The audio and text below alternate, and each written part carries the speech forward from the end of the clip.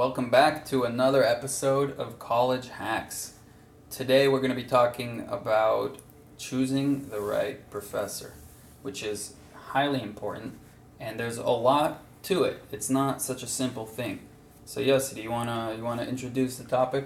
Yeah, I think it's a very important topic because you would think that choosing a professor is like, oh yeah, it doesn't really matter like what professor you would have, but I think it mattered greatly because we had some pretty bad experience with some professors. Even with knowing sometimes you have like some bad luck, but even if you don't know, if you don't do your research, it turned out pretty bad, I think.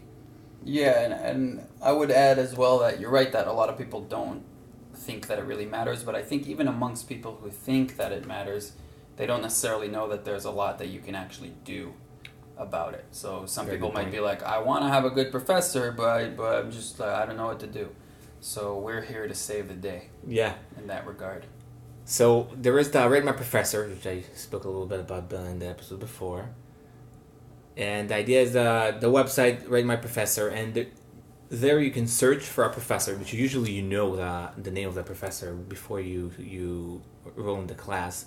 So you can look on different professors, you can research, and you have the ratings, overall ratings, and students' reviews on that professor, which can get very complicated. So you can say, let's just look at this professor and see his ratings or her ratings, but obviously this is a very, very more complicated subject than that. You cannot just like look about it. You want to give it a little more Yeah, so details. generally, Rate My Professor, if you look up any given professor, there's a few things you're going to see. There's an overall rating, which is just on a scale between 1 and 5.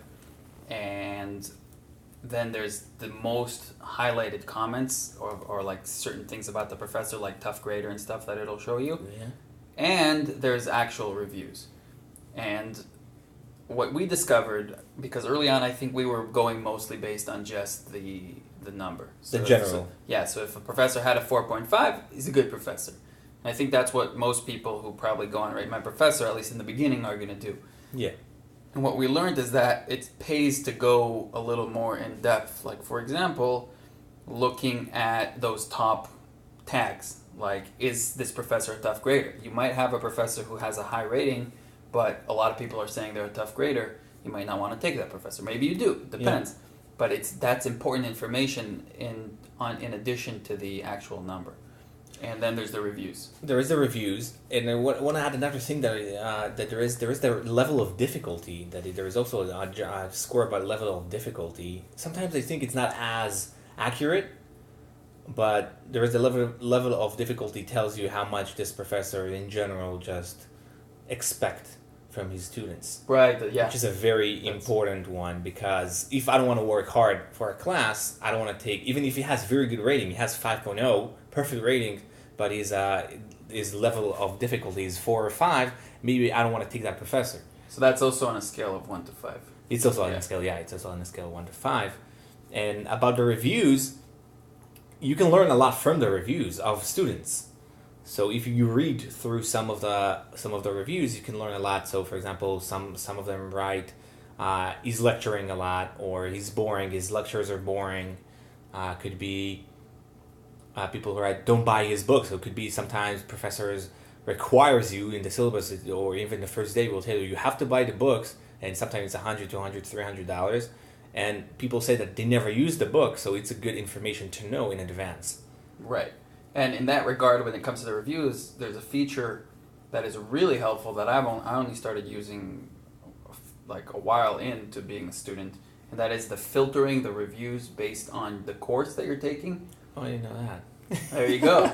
So what you can do is, if you want to only read reviews of a professor about the course that you're taking, because some professors will teach 5-6 different courses, you can filter it. And I think that's really important, because a professor might get really good reviews from one course that they're teaching, but really bad ones for a different one. And if you're not filtering, you're getting the overall general review for this professor, but you're not getting the information about English 302 or whatever it is that you're taking.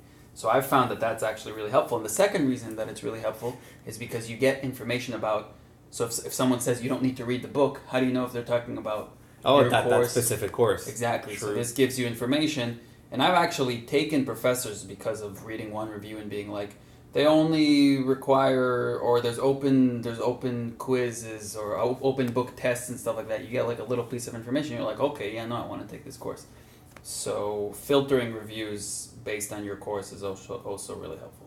Yeah, and to go even deeper, so we have a little more problems. You can go, what is the good rating to take a professor? So I think it's a good topic to get to discuss a little bit. What general score is it good? So right. Above 4, above 4.5.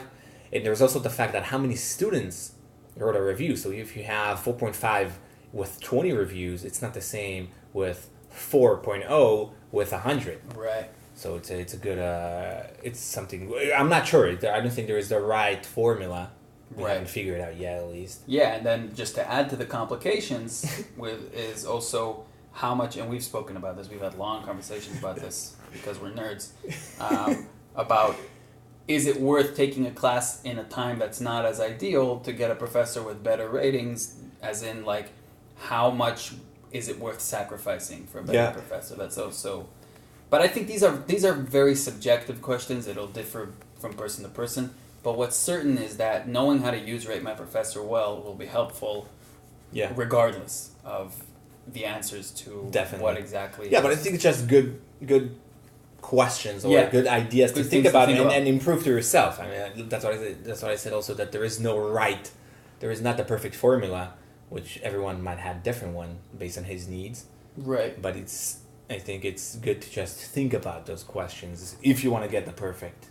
Should we give our if it's too high, it's problematic theory? Yeah. You want to introduce? Well, it's yours, so it's mine. It originates with you. Yeah, I accepted it, but So we noticed after we had a few professors that had probably 4.8, 4.7 from a lot of students. Yeah. So you in theory, we like when we saw that professor, it's like, oh, that's a very good professor. We will have to, no question even about it.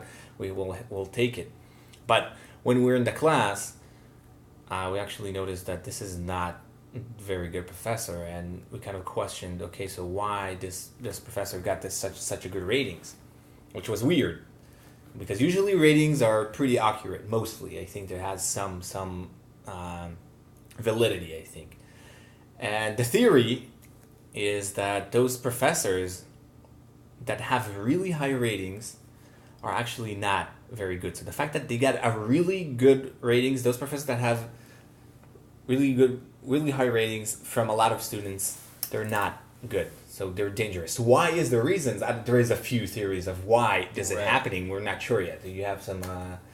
Yeah, I think one of the hypotheses, because we don't have, this whole thing is a hypothesis because I don't think we've tested enough of them to know. Yeah, that is we true. have a small pool of.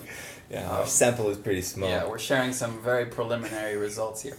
But one of the reasons that we thought is that maybe these professors really care a lot, like they take their job really seriously, and they're like, it's the same types of professors who like will get all nitty gritty with you about little details, and because they care, a lot of students like that because they feel like they're really being taken care of and they're listened to, and like it's nice to have a professor that really cares, but it comes with a lot of downsides that we discovered, where it's we're not interested in those. Yeah, we tend to gravitate towards the ones who don't give as many fucks. Yeah, it's a little easier too. Right, which also oftentimes is a little easier. So that's one hypothesis, and we welcome any additional hypotheses to our collection if you guys have any ideas of why the 4.8s tend to be shitty. Yeah, we're not sure yet, but it's an interesting phenomenon. We're working on it. Yeah, so I think this is a good place to finish off. There's always more to say about Rate My Professor. Maybe we'll do a continuation or move on to something else, but thanks for tuning in. And adios. Yeah.